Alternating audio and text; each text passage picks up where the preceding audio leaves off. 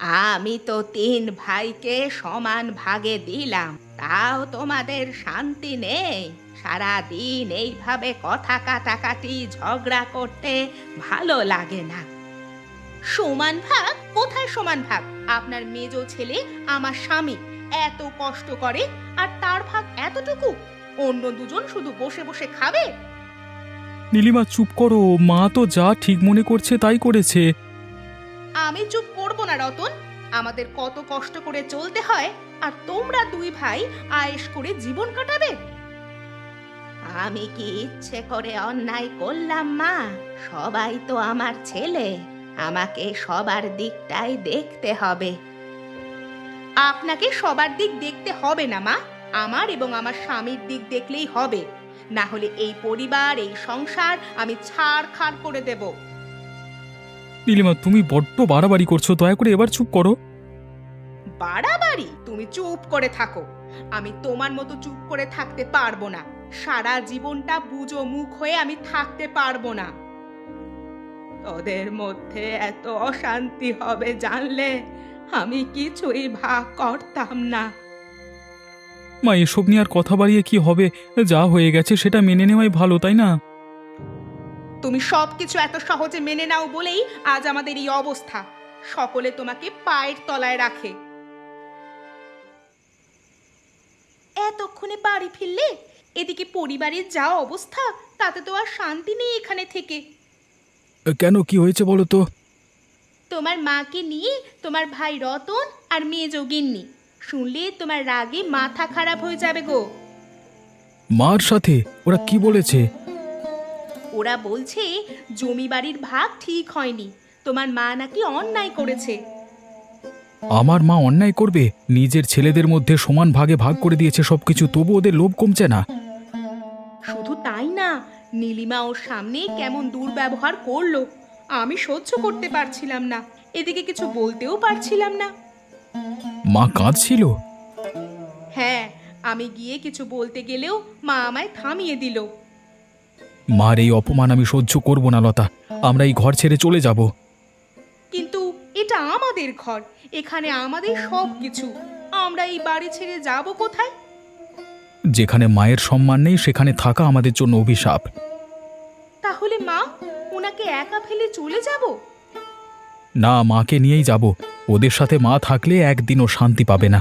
কালকে সকালেই মাকে বলবো, তারপর তার ব্যবস্থা। এই পাপের সংসার আর কোনো দিনই ভালোভাবে চলবে না।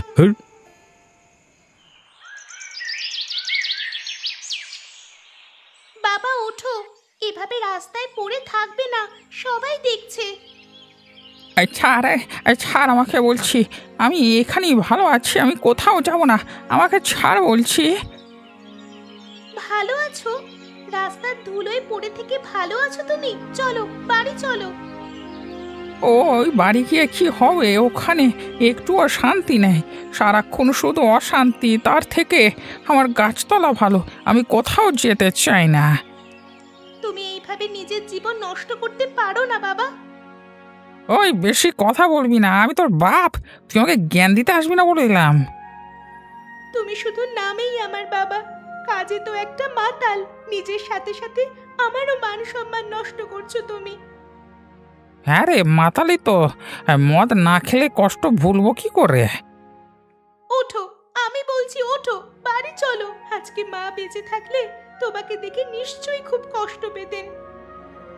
যাবো না, তুই চলে যা এখান থেকে। শুধু শুধু বিরক্ত করিস না বলে দিলাম। আমার জীবনে আর কিচ্ছু নেই বাবা, শুধু তোমার জন্যই বেঁচে আছি। তুমি যদি নিজেকে নষ্ট করো, আমি থাকবো না।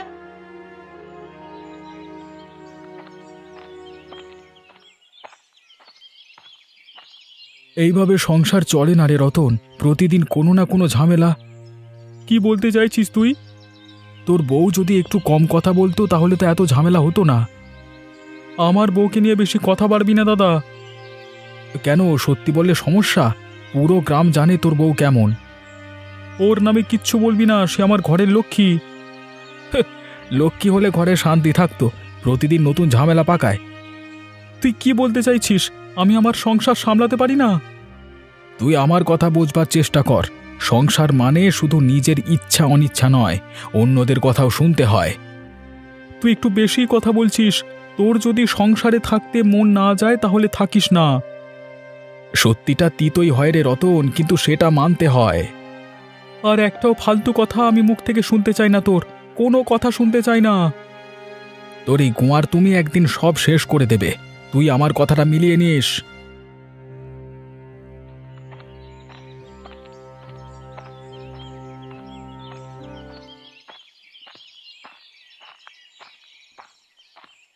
এই যে খগেনদা, আবার মদ খেয়ে এলেন নাকি? প্রতিদিন তো একই অবস্থা। তোকে কি তোর স্বামী দেখতে বলে পাঠিয়েছে? আহা, এত রাগ কেন? সত্যি কথা শুনতে খারাপ লাগে সবারই, সেটা আমার জানা আছে। বৌদি, দয়া করে চুপ করো, আর ঝামেলা বাড়িও না। যে যেমন আছে তাকে তেমনই থাকতে দাও। ওরে বাপরে, খগেনের মেয়ে বাবার হয়ে কথা বলছে। বলোই না, মদ না খেলে তো বাবার শরীর ভালো থাকে না, তাই না? মুখ সামলে কথা বলবি নীলিমা, আমার ব্যাপারে অতিরিক্ত কথা বলবার দরকার নেই। বাবা, বাবা তুমি ঘরে চলো, চলো। ঝগড়া করো না, আমার একদম ঝগড়াঝাটি ভালো লাগে না। না, আমি শুনবো কেন? এই মেয়ে, তোর মা মরে গেছে বলি তোর বৌদিকে মুখের উপর কথা বলবার সুযোগ দিয়েছিস? হ্যাঁ, আহারে, নিজের মেয়েকেই দোষ দিচ্ছে। কি দারুণ বাবা সন্তানের সম্পর্ক।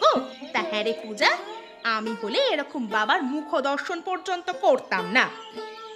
তোমরা এবার দয়া করে চুপ করো, আমার আর একদম ভালো লাগছে না।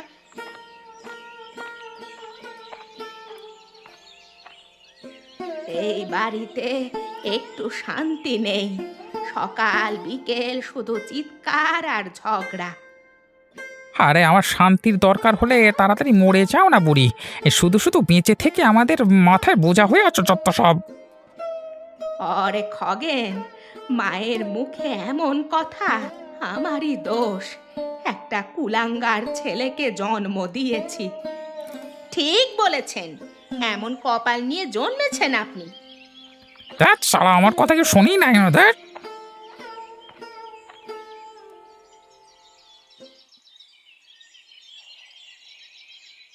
আরে বুড়িমা নাকি? আরে এসো এসো। তা কি ব্যাপার হঠাৎ করে আমার বাড়িতে? কিছু দরকার নাকি? বাবু, আমার কপালে কি শান্তি নেই? বুড়ো বয়সে ঘরটাও টিকবে না মনে হচ্ছে। কেন, কি হয়েছে? কে তোমার ঘরের প্রতি দৃষ্টি দিয়েছে? দৃষ্টি কেউ দেয়নি বাবু। ঘরের যা লোকজন, আমার সারা দিন ঝগড়া অশান্তি লেগেই আছে। আমার ছেলে আর ছেলের বউয়েরা আমাকে ভালোভাবে থাকতে দিচ্ছে না এই শেষ বয়সে।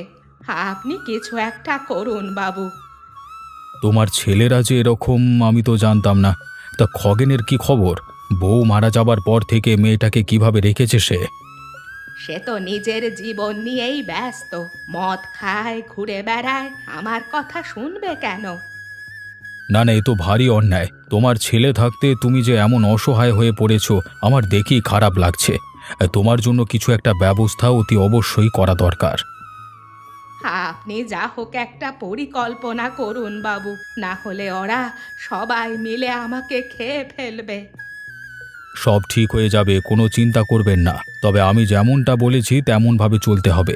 বেটারা একবার বিপদে না পড়লে কে আপন আর কে পর সেটা বুঝতে পারবে না।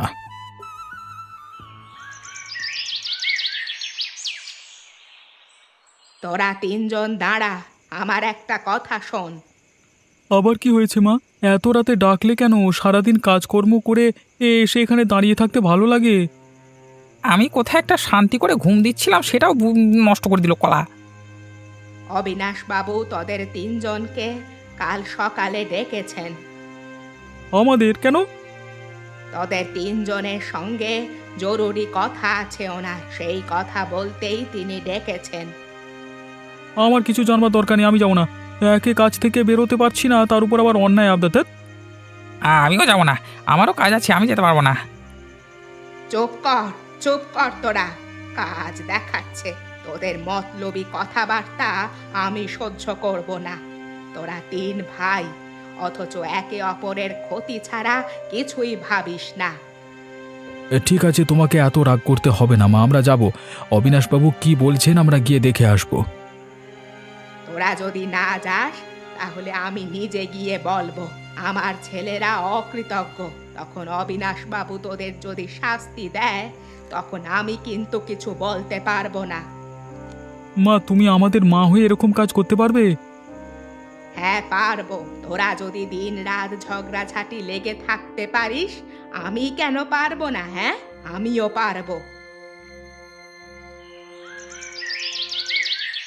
তোরা তিন ভাই এসেছিস, ভালোই হলো। তা আজকে তোদের কিছু কথা শোনাতে হবে। কি কথা বলুন বাবু, যা বলবার একটু তাড়াতাড়ি বলবেন। হ্যাঁ, ভালো হয়, কাজ আছে আমার। আমরা শুনছি বাবু, আপনি বলুন। আর তোর কথাটাই আগে বলতে হয় খগেন, তোর জন্যই তো তোদের বাড়িতে শান্তি নেই। আমি আবার কি করলাম বাবু? কি করিস না সেটা বল। সারা দিন মদ খেয়ে ঘুরিস, বউটাকে তো খেয়েছিস, মেয়েটার প্রতি কোনো খেয়াল রাখিস না। বুড়ি মায়ের খোঁজ নিস না, উপর থেকে সবার ক্ষতি করিস।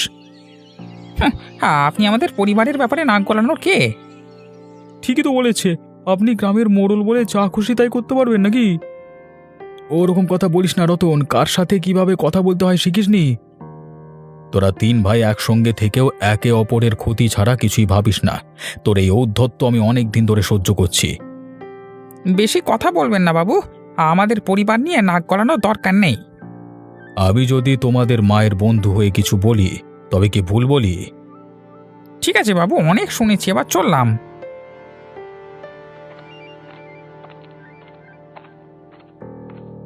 তোরা অন্তত ভাবিস, তোদের সংসার, তোদের ভবিষ্যৎ, আমার আর বেশি কিছু বলবার নেই। তোরা যদি খগেনের মতো এরকম বেপরোয়া হোস তাহলে আর কিছু করবার নেই। আপনি দয়া করে ওর কথা কিছু মনে করবেন না বাবু, ওর হয়ে আমি আপনার কাছে ক্ষমা চাইছি।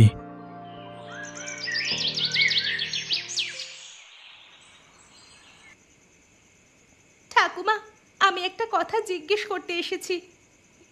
বল রে মা, কি বলবি বল। আয়, এখানে এসে বসবি, আয়। ওখানে দাঁড়িয়ে আছিস কেন এভাবে? আমি জানি আমার মতো তুমিও এ বাড়িতে থাকতে পারছো না। সারাদিন ঝগড়া অশান্তি লেগেই আছে। এখন যদি ভাবো তোমার ছেলেরা যদি তোমাকে তাড়িয়ে দেয় তাহলে কোথায় থাকবে? ওরে মেয়ে, দুনিয়াটা বড় নিষ্ঠুর, কিন্তু একটা পথ আছে। কি পথ ঠাকুমা? বিষয়টা কাউকে বলিস না। এই জঙ্গলের গভীরে একটা জায়গা আছে, সেখানে এক জাদুকরি তরমুজ আছে। জাদু তরমুজ? হ্যাঁ মা, যদি কেউ সেই তরমুজের কাছে গিয়ে চায় তবে সে যা চাইবে তাই পাবে। সত্যি? তাহলে আমি যদি সেখানে গিয়ে থাকবার জন্য একটা সুন্দর ঘর চাই তাহলে পাবো? হ্যাঁ রে মা, তবে সাবধান, এই কথা যেন কেউ না জানে। জাদু তরমুজ? যদি ওখানে গিয়ে প্রচুর ধনসম্পদ চেয়ে নিই তাহলে তো আমার জীবন বদলে যাবে। ঠাকুমা, সেই তরমুজ কোথায় পাওয়া যায়? আমাকে সেই পথ দেখিয়ে দেবে? এখন রাত অনেক হয়েছে, কাল সকালে বলবো। কিন্তু মনে রাখিস, লোভ করবি না, যা দরকার তাই চাইবি। লোভ করবি না? আমি তো অনেক ধন সম্পত্তি চাইবো। আমি শুধু একটু শান্তি চাই ঠাকুমা, এই বাড়ির অশান্তি আর আমি নিতে পারছি না। আমার নিজের থেকেও তোর জন্য বেশি চিন্তা হয় রে মা। আমি চাই তুই সুখে থাক। শোনো, একদম অবিশ্বাস্য একটা ব্যাপার জানলাম, শুনলে তুমিও চমকে যাবে। আবার কি হলো? রাতের বেলায় তুমি আবার কি ব্যাপার জানতে পারলে? আমাদের গ্রামে জঙ্গলের মধ্যে একটা জাদুকরি তরমুজ আছে, জানো? সেই তরমুজ পেলেই আমাদের আর কোনো কষ্ট থাকবে না। জাদুকরি তরমুজ? এসব বাজে কথা কে বললো তোমাকে? পাগল টাগল হয়েছো নাকি? নাকি ঘুম হয়নি ভালো করে? আমি নিজে তোমার মায়ের মুখ থেকে শুনেছি। সে পূজাকে বলছিল জঙ্গলের মধ্যে একটা তরমুজ আছে, তাকে যা চাওয়া হয় তাই দেবে নাকি। সত্যি বলছো? আমার সাথে ইয়ার্কি করছো না তো? মরণ, আমি এই রাত দুপুরে তোমার সাথে ইয়ার্কি করতে যাব কেন? আমাদের ওই তরমুজ চাই, তুমি কালই সেটা উদ্ধার করতে যাবে। কিন্তু আমার তো ব্যাপারটা বিশ্বাস হচ্ছে না। এরকম একটা জিনিস আছে আমাদের গ্রামে, এতদিন আমি জানতাম না। দেখো, তুমি কুড়েমি করো না কিন্তু। তুমি চাইছো আমাদের সারা জীবন এইভাবেই কষ্টে কাটুক না? আরে না না, আমি সেটা চাইনি, কিন্তু তুমি এই বিষয়টা একটু বোঝবার চেষ্টা করো। আমার বোঝার কিছুই নেই। কালই জঙ্গলে যাবে, ঠিক আছে? তারপর সেখানে গিয়ে আমাকে ওই তরমুজের কাছ থেকে অনেক কিছু এনে দেবে। দরকার হলে তরমুজটাই তুলে নিয়ে চলে আসবে। কিন্তু সেই ইচ্ছা তো তোমার আর পূরণ হবে না। তোদের আগেই আমি সেই তরমুজ বের করব, তারপর যা চাইবো তাই পাবো। হা হা হা হা হা হা।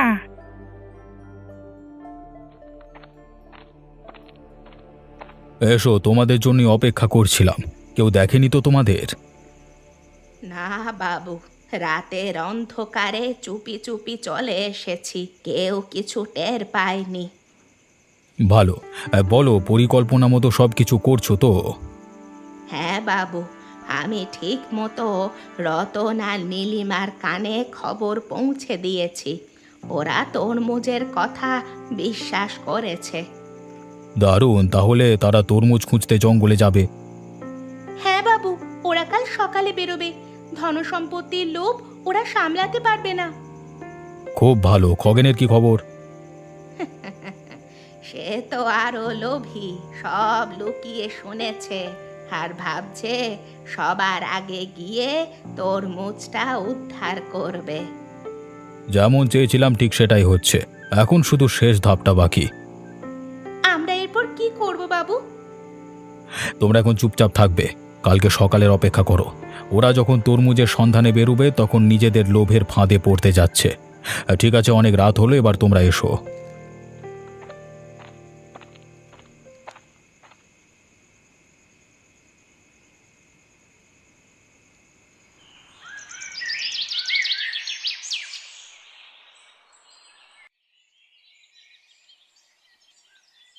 ও, এই যে আসল তরমুজ, একেবারে বিশাল। এই দাদা দাদা, তোকে এই তরমুজটায় হাত লাগাতে কে বলেছে? তার মানে তোকে কি সবকিছু বলে করতে হবে নাকি? যে আগে দেখেছে সেই আগে পাবে? ওসব চালাকি আমার সামনে চলবে না। এই তরমুজ আমি নিয়ে যাব। কে রে তুই? সব সময় তোর 2 নম্বরই চলবে না। যা গিয়ে বইয়ের পা ধুয়ে জল খেয়ে যা, কাজ দেবে। এ আবার কি ব্যাপার? সকালবেলা এখানে কিসের ঝগড়া? আরে দাদা, তুমি এখানে কি করছো? তোমার এখানে কি দরকার? এতক্ষণে ব্যাপারটা বুঝতে পেরেছি। তোমরা দুজনেই তাহলে ষড়যন্ত্র করে আমাকে এই তরমুজটা দিতে চাও না, তাই তো? নিজেরা একাই নিয়ে নেবে। তরমুজ নিয়ে এভাবে কুকুর বিড়ালের মতো ঝগড়া করতে লজ্জা করে না? তোদের দুজনকে কাউকে নিতে হবে না, আমাকে দে তরমুজটা। বেশি কথা না বলে সরে দাঁড়াও, না হলে এক্ষুনি মারপিট হয়ে যাবে। ও শিয়াল, আমাকে কামড়ে দিল। কে কোথায় আছিস? বাঁচা, আমি মরে গেলাম। ওরে বাবা, আমি গেলাম, আমি আর এখানে নেই, পালাই। ভাই যাস নে, আমাকে বাঁচা। এভাবে আমাকে ছেড়ে দিয়ে চলে যাস না ভাই। ব্যথাটা অসহ্য, আমি কি আর বাঁচবো না? আমার যে কি কষ্ট হচ্ছে তোমাদের কি করে বোঝাবো। আমি তোমাকে ওই তরমুজ আনতে পাঠিয়ে কি ভুলটাই না করেছিলাম। আমার এমন কাজ করা উচিত হয়নি। কি হলো রতন, এখন বুঝতে পারলে লোভের ফল? আমি ভুল করেছি, কিন্তু এত বড় শাস্তি পাবো ভাবিনি। আমার খুব কষ্ট হচ্ছে বাবু, আমি যে কি করব বুঝতে পারছি না। ক্ষমা করে দিন বাবু, আমরা আপনাকে কত অপমান করেছি। আপনার কথা শুনলে আজ এই পরিণতি আমাদের হতো না। আমি আগেই বলেছিলাম, লোভ মানুষকে সর্বনাশের পথে নিয়ে যায়। তোমরা শোনোনি, নিজের মাকে কষ্ট দিয়েছো, অন্যায় করেছো, এখন ভুগতে হবে। দাদা, আমিও ভুল করেছি। আমি তো পালিয়ে গেলাম, তোমাকে ওভাবে বিপদের মধ্যে ফেলে রেখে পালিয়ে আসা উচিত হয়নি। আমরাও ভুল বুঝেছিলাম। অবিনাশবাবু যা বলেছেন সবই সত্যি। আমরা নিজেদের লোভে নিজেদের ধ্বংস ডেকে এনেছি। খ্যাপা শিয়ালটা এই জঙ্গলে বহুদিন ধরেই ছিল। হয়তো তোমরা জানতে, কিন্তু তোমাদের লোভ তোমাদের চোখ বেঁধে দিয়েছিল। তাই জন্য তোমরা হয়তো বিপদের আশঙ্কা করোনি। আমি মাকে কষ্ট দিয়েছি, দাদাকে কষ্ট দিয়েছি, কিন্তু এখন আর কিছু করবার নেই। আমার নিজেকেও কষ্ট পেতে হবে নীলিমা, এটাই আমার ভাগ্য। লোভ ছেড়ে ভালো মানুষ হও, আর কখনো অন্যায় পথে পা দেবে না। মায়ের সম্মান করতে শেখো, তাহলে হয়তো কিছুটা পাপ মোচন হবে। এই কথা দিচ্ছি বাবু, আমরা এবার বদলে যাব। আর আগের মতো মাতলামো করবো না আমি। নিজের মা আর মেয়েকে আর দাদা বৌদিতে দেখে রাখবো। তোকে সুস্থ করবার দায়িত্ব আমার ভাই। আমরা ঠিক আবার আগের মতো সুস্থ করে তুলব তোকে। মানুষের মাঝে মাঝে এরকম শিক্ষা পাওয়া উচিত, যদি খারাপ পথ ছেড়ে আবার সঠিক পথে চলে আসে। আজকের পর থেকে বুড়িমার ভাগ্য বদলাবে, এবার এই সংসারে সুখ নেমে আসবে।